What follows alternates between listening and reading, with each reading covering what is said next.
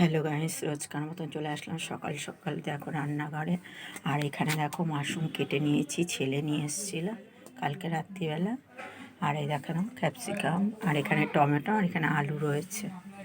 আর এই দেখো অর্ধেক ক্যাপসিকাম দিয়েছি, অর্ধেক দিইনি। আর এখানে আজকে করবো পেঁয়াজ কলি দিয়ে আলু দিয়ে ভাজা। আর এই দেখো মাশরুমের প্যাকেট দুটো নিয়ে এসছে, বড় বড়, দেখেছো? হাফ করে নিলাম যেহেতু। আর কুচে মাছও রান্না করব বলে এই অর্ধেক করে নিলাম, দেখেছো? তোমরা কারা কারা মাশরুম খেতে পছন্দ করো কমেন্টে জানাবে। আর আমার ছেলে মাশরুম খেতে খুব পছন্দ করে, আমারও ভালো লাগে। তাই এই দেখো এক প্যাকেট রেখে দিচ্ছি, দেড়খানার মতন রেখে দিচ্ছি। এই দেখো দেড়খানার মতন রেখে দিচ্ছি। আর এই দেখো বেশিরভাগটাই করছি। দেখো একটা প্যাকেটের মাত্র 5খানা রেখে দিয়েছি। আর এটা আজকে দুপুরে মাশরুম করব, পেঁয়াজ কলি আলু ভাজা।